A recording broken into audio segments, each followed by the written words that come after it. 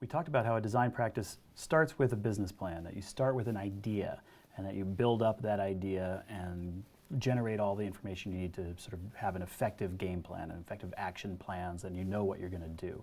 And part of that we talked about was the idea of a pro forma. So there's some sense, some financial document, even if it's very simplistic, that's sort of projecting this is what we think will happen. This is this idea where we're listing all the pluses and we're listing all the minuses, and hopefully we get to something that's a plus at the end, right? So it's sort of a projection. It's an idea in the future of how things might go.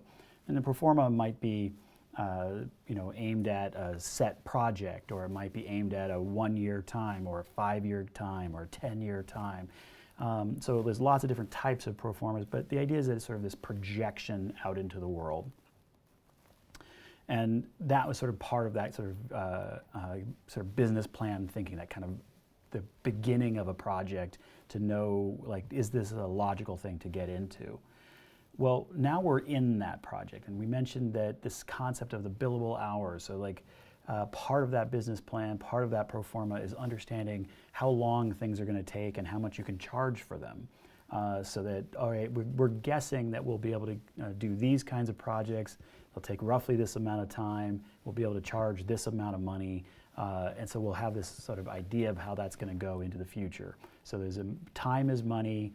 Pro forma is about the projecting, how we think that's going to work. Well, now we're actually in the business. Now we have the practice, the design firm practice, and we're in that project, and we have to say, all right, how do we think about the money? So there's a couple different ways of thinking about this. One of them is the idea of a profit and loss statement. So there's a few different ways it gets talked about. Most people will call it a profit and loss statement. There's financial statement, I think, is another term. There's a few other ways, but generally it's referred to as a profit and loss. And the P&L system is where it's not a projection anymore. Now we're saying, all right, we've been doing this for a year, and we're going to look at our financial year, so from the calendar year, January 1st to December 31st, or maybe your calendar year, or excuse me, your financial year is maybe July to July or something, but there's going to be some duration of time. And in that duration of time, so as we're moving along, there's going to be amounts of money that are spent, there's going to be amounts of money that are made, there's going to be sort of a series of these different things, and you're going to be able to add them up, and that is a moment in time after a set amount of time. So we're talking about essentially the same basic idea as the pro forma, but now it's not about projecting into the future, it's about what's happening right now.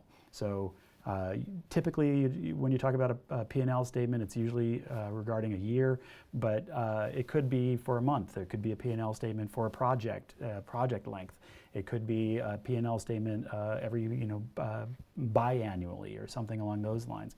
But the idea is these are the actual monies that went out, these are the actual monies that came in, and in that specific sort of time frame. And this is useful obviously for a number of reasons.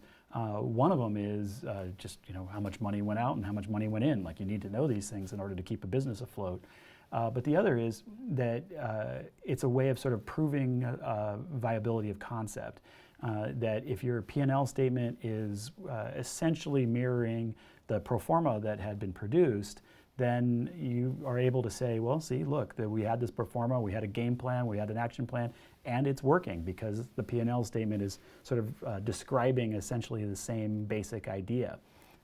If it's very, very different, then it might be time to revisit that business plan and the action plan and the pro forma that put it together, so that you would start to have these things go back and forth, but also that P&L statement, if you're going to be talking to somebody about a loan for new computers or a loan for some new situation that you need capital for, maybe a development project or something, this is where the sort of proof of concept is understood. Like, you've said this is what we want to do, but now here's how it actually is working, right? So the P&L statement is very important in terms of how a business actually runs.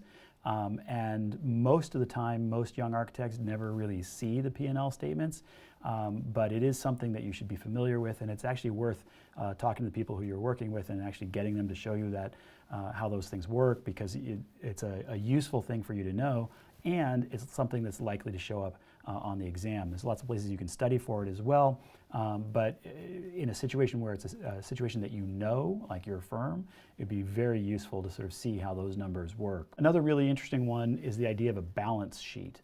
So I think of it as like a little seesaw. The balance sheet is a situation where, so the profit and loss statement was about a set period of time, so all the money that came in and all the money that went out in that set period of time. The pro forma was about projecting into the future what we hoped would be happening.